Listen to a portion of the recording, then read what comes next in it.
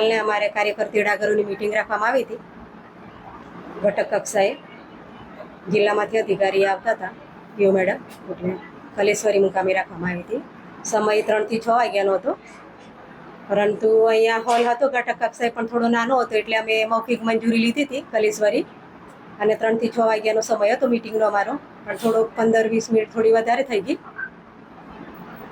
અને જે પેલા ચોકીદાર ભાઈ હતા એ લોક મારી એમને સમય થયો એટલે લોક ફોટો બતાવવો પડે એમને, એ લોકોને લોકેશન વાળો, એટલે લોક મારીને ઘેર ગયા હતા. પછી તમે છૂટો એટલે ફોન કરજો, એટલે હું ગેટ આવીને લોક ખોલી આપીશ એમ કરીને.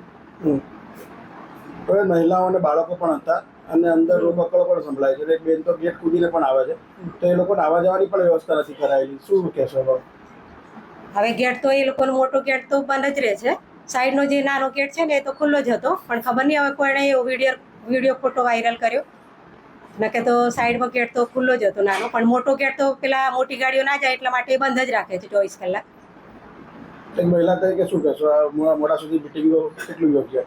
મિટિંગ તો સર હવે એમના બેનોની કામગીરી થોડી નબળી હતી એટલે અમારા 15-20 મિનિટ થોડી વધી ગઈ. ગઈકાલે એક ICDSની મિટિંગ હતી જિલ્લા કક્ષાની, જેમાં જિલ્લામાંથી પ્રોગ્રામ ઓફિસર્સ બહેન આવેલા અને સાથે એમનો સ્ટાફ પણ હતો, અને અંદાજિત 250 થી 300 બહેનો જે કાર્યકર અને તેડાગર બહેનો હતી. 2:30 વાગ્યાની આસપાસ એમની મિટિંગ ચાલુ થઈ હતી, પરંતુ એમની મિટિંગ જે છે એ 6 વાગ્યા પછી પણ ચાલુ હતી. 6 વાગે અમને રિમાઇન્ડર આપવામાં આવ્યું કે મિટિંગ હવે પૂર્ણ કરો, કારણ કે ગેટ બંધ કરવાનો ટાઈમ થયો છે, જે અમારો ઓફિશિયલ ટાઈમ છે સવારે 8 થી સાંજે 6નો, એટલે જાણ કરવી અમને જરૂરી હતી.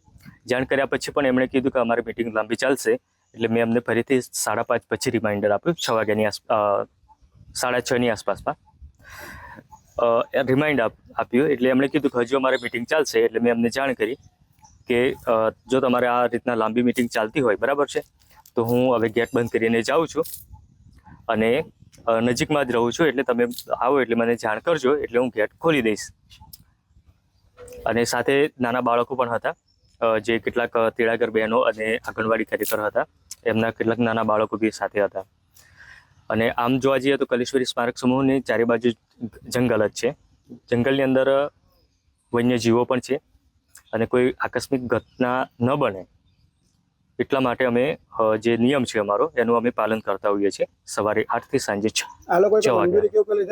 ના, આ લોકો દ્વારા કોઈ પણ પ્રકારની ખાતાકીય મંજૂરી લેવામાં આવેલી નથી પુરાતત્વ વિભાગની, જે સીધી મિટિંગ કરવામાં આવી હતી. એટલે અને પછી પાછું જે ટાઈમ પ્રમાણે મિટિંગ પૂર્ણ થયા પછી જે સમય હોય છે 6 વાગ્યાનો, પછી પણ એમની મિટિંગ જે હતી એ અનઓફિશિયલી મિટિંગ હું માની શકું છું.